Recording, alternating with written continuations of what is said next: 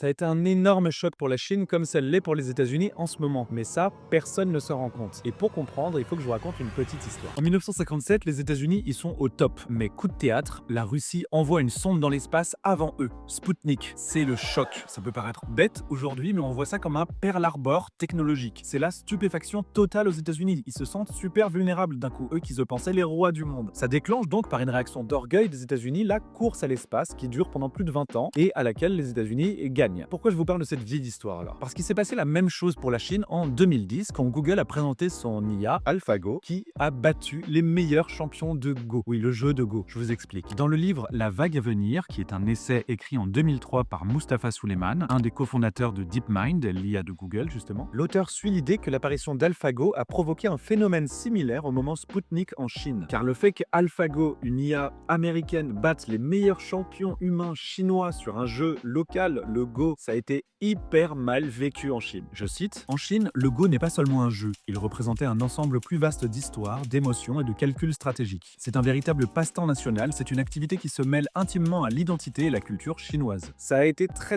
mal vécu par la Chine, un vrai affront d'orgueil. La Chine a même censuré tous les duels entre AlphaGo et les champions chinois, on peut plus les voir. Ils se sont vraiment sentis humiliés dans ce moment AlphaGo, qui a été un peu le moment Sputnik, il y a une dizaine d'années à peu près. Et c'est là où ça devient hyper intéressant. Selon Mustafa Suleyman, l'auteur du livre que je citais un peu plus tôt, ça explique la montée en puissance énorme et très rapide de la Chine sur le domaine de l'IA ces dernières années. L'orgueil, je cite encore, la Chine s'était déjà engagée à investir massivement dans la science et la technologie, mais AlphaGo a contribué à focaliser encore davantage l'attention du gouvernement sur l'IA. Il fallait réagir car les Américains et l'Occident menaçaient de s'approprier une technologie qui allait faire date. La Chine a pris douloureusement conscience du retard qu'elle a pris, perdant la course technologique face aux Européens et aux Américains sur différents fronts. Oh, le seum qu'ils ont eu. Le plan de développement de l'IA de nouvelle génération a été annoncé seulement 2 mois après que le champion chinois ait été battu par AlphaGo. Il avait pour but d'associer le gouvernement, l'armée, les organismes de recherche et l'industrie dans une mission collective. Tout le monde en branle-bas de combat contre les États-Unis. On s'est fait humilier, réveillez-vous. On n'y est pas encore, mais ils ont déjà commencé à prendre leur petite revanche avec DeepSeek, justement, qui est aussi performant que ChatGPT en 26 fois plus économe en énergie. Il reste 5 ans jusqu'à 2030. D'après vous, qui va gagner? La Chine ou les États-Unis? Moi, d'ici 5 ans, j'espère être toujours là pour vous aider à décrypter l'époque, à mieux la comprendre, à anticiper un peu l'avenir. Donc, si ça vous plaît, abonnez-vous, on a plein de choses à se dire.